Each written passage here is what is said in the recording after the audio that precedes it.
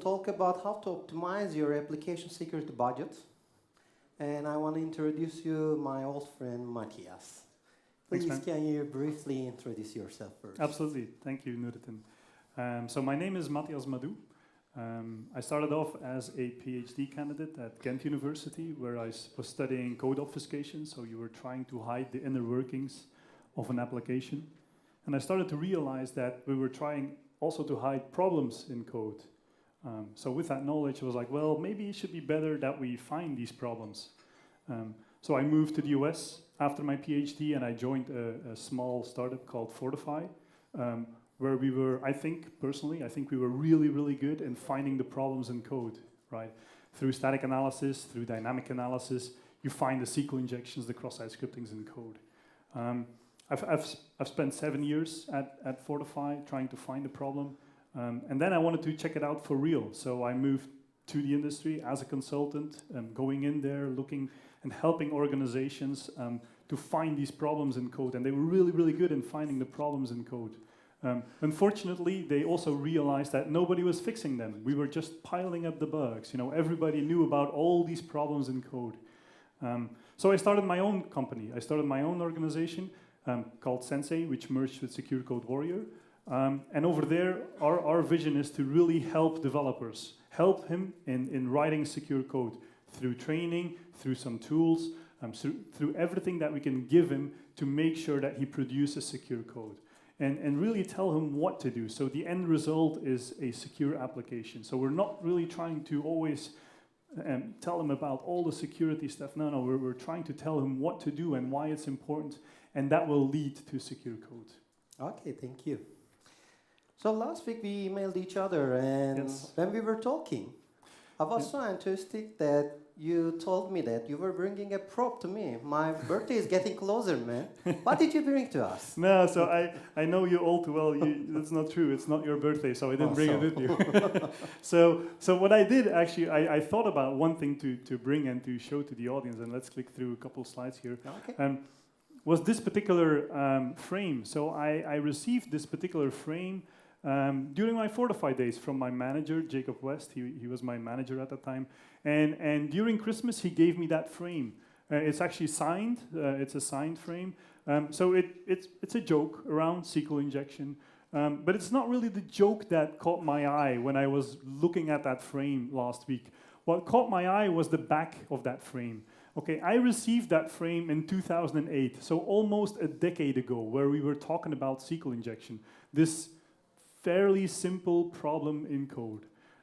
These days, you still find them. You still find SQL injection. Companies get still hacked through SQL injection. They still need to do damage control because of SQL injection, which is very interesting, right? It's an old problem. It's a decade plus old. It's not that we started in 2008 discovering this problem. No, it was already a decade old. So this problem is 20 years old, and we're still trying to fight that problem.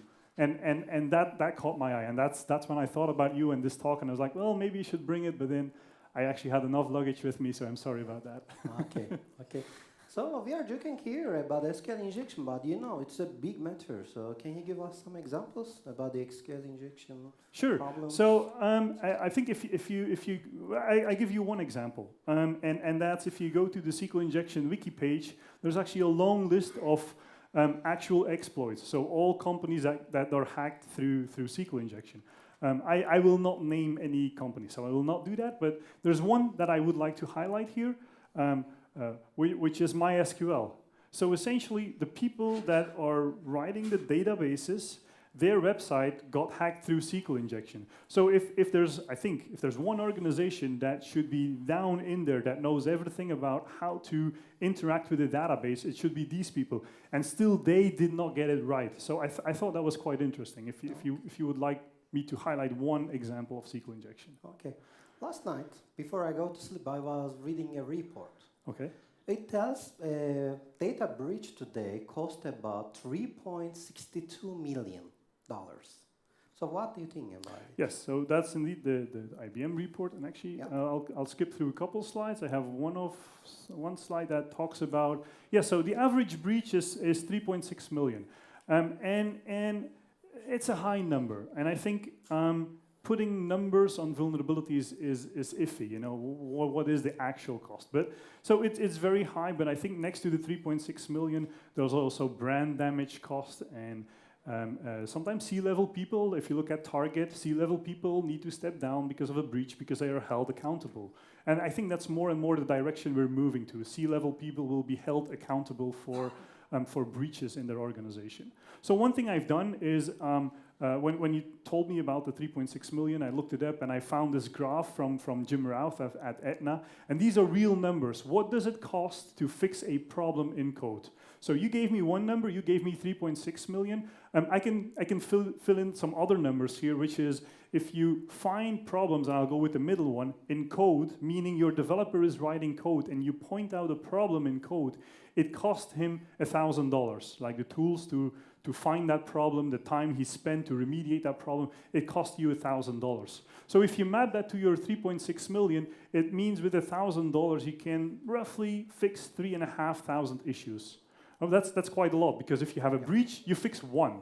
Okay. Yeah. If you do it in code, you fix 3.5, and it varies. You know, the earlier you find problems, the less costly it is, and the more you can fix with your 3.6 million. So it's actually, well, where do you want to spend the money? Do you just want to wait and reserve your 3.6 million and spend it all at once at one problem, but then you still need to solve the others, or do you want to be a little bit more preventive and figure out how to fit your application security budget based on these numbers? So, which means there's a challenge, like handling the untrusted data, right? Because yes. Up to now we talk about the SQL injection and there's some others. Mm-hmm. So please explain what we can do. Yeah, so, okay, so around SQL injection, and the root cause is data validation. So we're not validating our data, and that leads to all sorts of problems like SQL injection, LDAP injection, command injection. But that's the technical root cause. I think the human root cause is really developers. You know, it all starts. We're all coding. It's all code. Everything is running on code. And who produces that code? It's developers. You can build walls around your code, but it's still code. You know. So maybe we should start with the root cause over here, which is we should educate developers. We should educate developers on how to write secure code. One other thing I would like to add in there is, actually, I think I have another slide on that one. Let's see. Yes, this one. So the root cause is, I think, the human factor. Why? I think people so at university, who got a security class? One. I think that's the root cause, right? So if you come out of university, they give you a computer and they say, write some features, here you go, and all is going to be great. No, it's not true, right? Imagine that you're going to step on a plane and they say, oh, by the way, this guy just not even graduated in flying, he just did something, and now for the first time he's going to fly on his own. Here we go. I don't think you want to do that, right? If somebody wants to fly a plane, you really would like him to spend hours and hours in training in a simulator, making sure he knows all the instruments. And once you're very, very confident, you're going to put him in a plane, but you're still going to put him next to a co-pilot, which is very confident, that knows all the instruments, that knows all the things. I think we should do the exact same thing with writing code. What we should do is we first should educate developers. We should tell them what all the things are that he needs to take into consideration. And the day he writes code, you have to provide him with the tools, with the solutions that can help him out, that can help him write secure code from the start. So we should analyze the root cause, right? Sure. Root cause of it. And beside SQL, there's also XSS, code injection, expat. Yes. You know, and all are important. Yes. And I think we know the problem, but we are facing it, you know, again and again. Absolutely. Why it is happening? I think first of all, this is one thing why it's happening. Another reason why it's happening is I think the industry of application security is all about finding the problem. It's also the industry that I kind of left with leaving Fortify, where they find a problem, you fix a problem. You find a problem, you fix a problem. And it's of course obvious that they keep on introducing problems. The Fortify solution finds 700 different categories of problems. You have SQL injection, which is one, cross-site scripting, which is a second one, and you have 698 other categories. So it's fairly impossible for a developer to have everything right. And there's this whole movement now of shifting left. We want to try to find a problem as early as possible. But we're still doing the same thing. We point out problems. You say, it's wrong here, it's wrong here, it's wrong here. We don't tell them what's right. We tell them what's wrong, and then they have to figure out what's right. However, there's a very small movement and you will not find a whole lot on the internet called coding guidelines, where you tell people how to write code and how to do that in a secure way. And the idea is, if you stick to certain principles, the end result will be secure code, will be free from vulnerabilities. So I think, I'm going to skip this one, I'll come back to that. I think writing secure code, this push from left to right, I think we should embrace that. We should learn how to write secure code, learn about these principles, and have, of course, something in the IDE that helps you out in writing secure code. I actually skipped one thing, and I want to go through it. I want to go through how we approach application security today in the market. And this may be very familiar to some people over here. Let's say you have a query on the left-hand side, and it's using concatenation, which may potentially be vulnerable to SQL injection. If your penetration testers come back and they say, you know what, parameter 1, parameter 2, they are vulnerable to SQL injection, you know, they're going to immediately go over to the developers and they're going to say, fix it now. And they're going to fix it. They're going to fix parameter 1, parameter 2, because they are vulnerable. If your static analysis solution is saying, maybe over here there is potentially a problem if all the stars line up, you know, it can be exploited. At that point, you can start a fight between your developers, your security people, and your QA people to figure out if it's really a problem or not. Right? Knowing the answer is simply irrelevant. Fix it, and it's for sure not a problem. And last but not least, if the last one is not a problem, or no solution is able to point out that it's a problem, they're not going to fix it. All right? This is how we treat application security today. What we know is broken, we're going to fix it. And if we don't know about it, or if we're not 100% sure, we're not going to touch it, because, you know, who knows what happens. So this is the way we approach application security today. This is what the market is doing. This is not what we would like to do. We would like to say, no, always write secure code, and if you do that, it's always going to be secure. I know this guy for years, and he was just, you know, trying to help people to write, you know, better codes. Mm-hmm. And he used to work for one of the big vendors, and then he decided to do a decade in his career. Yes. And can you elaborate a little bit about it? So on Fortify, yes, I think on Fortify, what I've learned through the Fortify days is that the technology is really, really good at finding problems. And it's not only Fortify, you know, the whole industry of static analysis, penetration testing, these tools are becoming really, really powerful, and they find the good stuff. They really find the good stuff.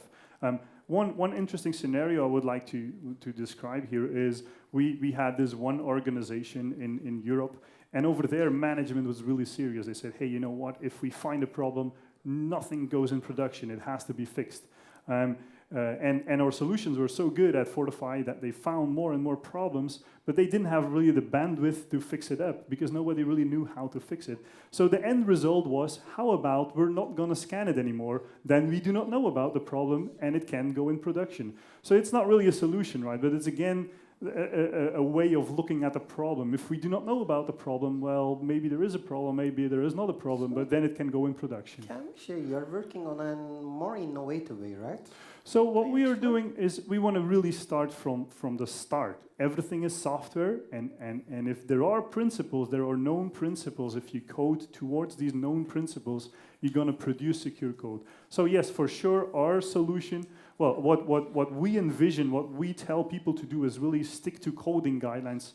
And if you take these coding guidelines, you have to take them in-house. You really have to think about it like, hey, how is my software behaving? Do I have third-party libraries? So you have to adjust these coding guidelines, and you make essentially policies in your organization where you say, well, to give an example, we're using in our organization OWASP ISAPI. Everybody has to use OWASP ISAPI for crypto, for example, because it has a lot of different angles. Well, then everybody has to do it. No exceptions, you know? So if you do that, if you install these policies, if from the start, it's like if you want to have an alarm in your house, you can do it after the fact because you've been burglared once, and then you realize, oh damn it, I have an alarm, I have to install an alarm, and then you're going to put cables up all around your house, and it's ugly, but you can still do it, you know. But if you do it from the start, if you build your house and you're going to wire in everything, that's a way better way to protect your house. Okay. Was anybody aware before this session about Secure Code Warrior? They're also helping, they're also helping some, let's say, school table kind of thing, right? School table? Yeah. So what do you think about the Bobby tables or tables? That was the initial one. Yeah, that was around. So on that point, so we actually work a lot with universities. So in Australia, well, half of the team is in Australia. We work a lot with universities over there where we say, hey, it would be good to roll this out within a curriculum. Within Belgium, starting 2 weeks from now, we do the same thing. We offered that to universities and we said, hey, we're happy to provide you with a session, with a tournament, for example, the same thing as what we're doing at 3:30 over here. So we're running a tournament, but we can do that at universities too, where we spend 2 hours, we say, hey, this is our platform, and it's really about, again, guiding. It's not hacking the platform or hacking stuff. No. It's finding problems in code, but more importantly, fixing stuff. Fixing is super important. If you find it and you don't fix it, don't even start. Don't waste your money. Whatever you find, you have to fix. Okay. Can you give us a last piece of advice about coding? Last piece of advice. So this is what I think. So I think that somewhere in the future, in the near future, the government will really step in. And they will say, this is no longer sustainable, where we didn't really have a nuclear plant blowing up, or it's just in bits and bytes that were stolen. But if something meaningful happens, if you hack cars and people really die because of that, I think government will step in and they will make sure that you write secure code.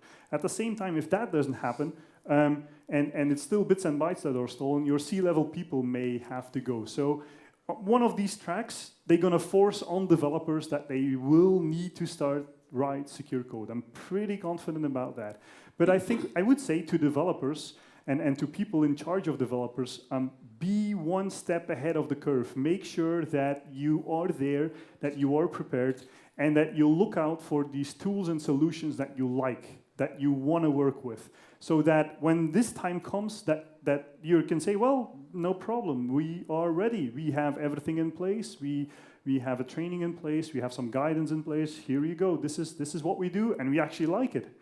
So I would say if you have a chance as a developer, figure out how to write secure code and make sure that you get these tools, make sure you get the knowledge, and choose them yourself. Make sure that you are involved in that process so you have something that you like using on a day-to-day basis.